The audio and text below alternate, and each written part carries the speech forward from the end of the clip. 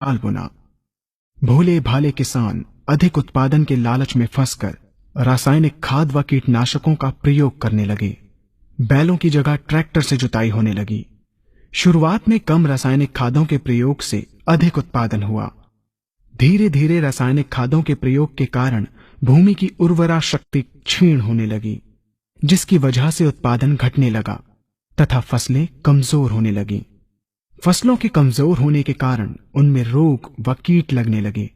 रोग व कीटों से फसल की सुरक्षा के लिए और अधिक कीटनाशकों का प्रयोग होने लगा। एक तरफ ज्यादा उत्पादन के लिए अधिक रासायनिक खादों का प्रयोग होने लगा, वहीं दूसरी तरफ फसलों को रोग व कीटों से बचाने के लिए अधिक विषाक्त कीटनाशकों का प्रयोग बढ़ गया, जिसके कारण उत्पादन लागत बढ़ी और किसान को लाभ कम होने लगा, बल्कि छोटे किसान कर्ज में डूबने लगे। धीरे धीरे भूमि की उर्वरा शक्ति क्षीण होने से भूमि बंजर होने लगी।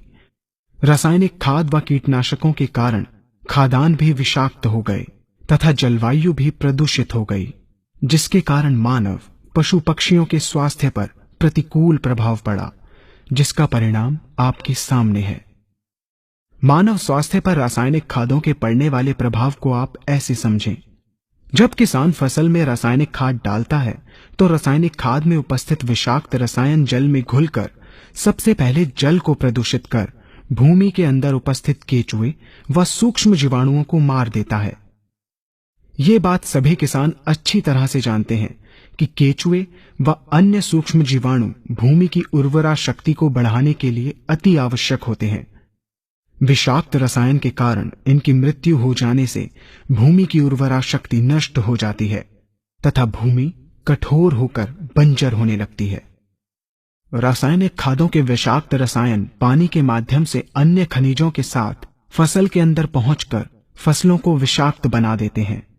बाद में जब खाद्यान्न के रूप में मनुष्य या अन्य पशु इन्हें खाते हैं तो ये विषाक्त रसायन मानव स्वास्थ्य पर बहुत ही बुरा प्रभाव डालते हैं तथा मनुष्य के अंदर तरह तरह के रोग उत्पन्न करते हैं।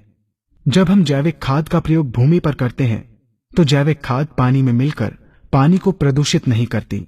जैविक खाद भूमि के अंदर उपस्थित उर्वरा शक्ति को बढ़ाने वाले जीवाणु तथा केचुओं की संख्या को तीव्रता से बढ़ाती है, जिससे भूमि की उर्वरा शक्ति बढ़ती है तथा भूमि छिद्र युक्त एवं भुरभुरी हो जाती है, जिससे वायु और प्रकाश भूमि के अंदर गहराई तक प्रवेश करते हैं, जिसके कारण भूमि में तापमान एवं आर्द्रता का संतुलन बना रहता है और फसलें मजबूत होती हैं। जैविक खाद में विद्यमान तत्व खाद्यान्न के माध्यम से मानव व पशु पक्षियों के शरीर में पहुंचकर स्वास्थ्य लाभ पहुंचाते हैं। जैविक खादों के प्रयोग से फसलें अच्छी और मजबूत होती हैं, जिसके कारण उन पर रोगों एवं कीटों का ज्यादा प्रभाव नहीं पड़ता।